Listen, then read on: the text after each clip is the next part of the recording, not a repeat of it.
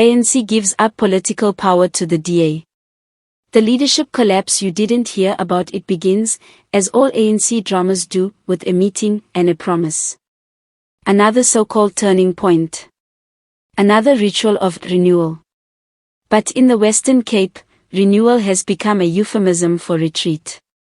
The once mighty liberation movement now sits on the sidelines, watching as the Democratic Alliance runs the province like a polished corporate board.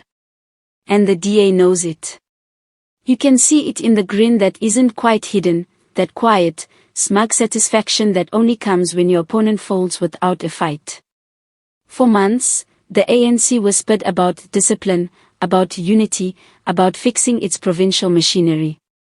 But what they called machinery was in fact the Provincial Executive Committee, the PEC.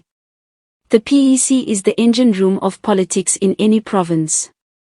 It decides who leads, who gets funded, who stands for election, and who eats from the table of influence. It is the bridge between Luthuli House and the ground. To control the PEC is to control a province.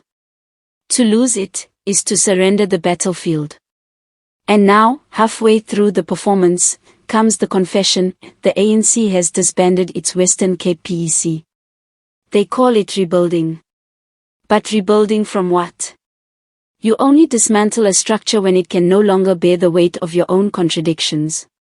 This is not reform. It is resignation, dressed in bureaucratic language. Without a PEC, the party in the province has no heartbeat. No chain of command. No credible authority. Decisions are suspended in mid-air, waiting for orders from faraway headquarters. And that, precisely, is how the DA wins.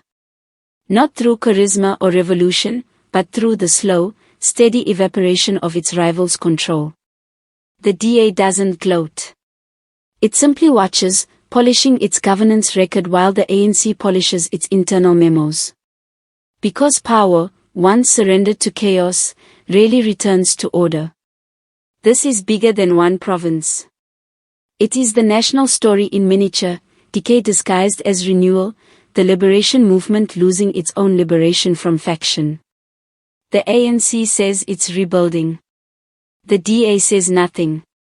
Because silence, in politics, is often the sound of victory. And so, the ANC's Western Cape PEC falls, not with a bang, but with a circular issued in the name of progress. That is how empires end, procedurally.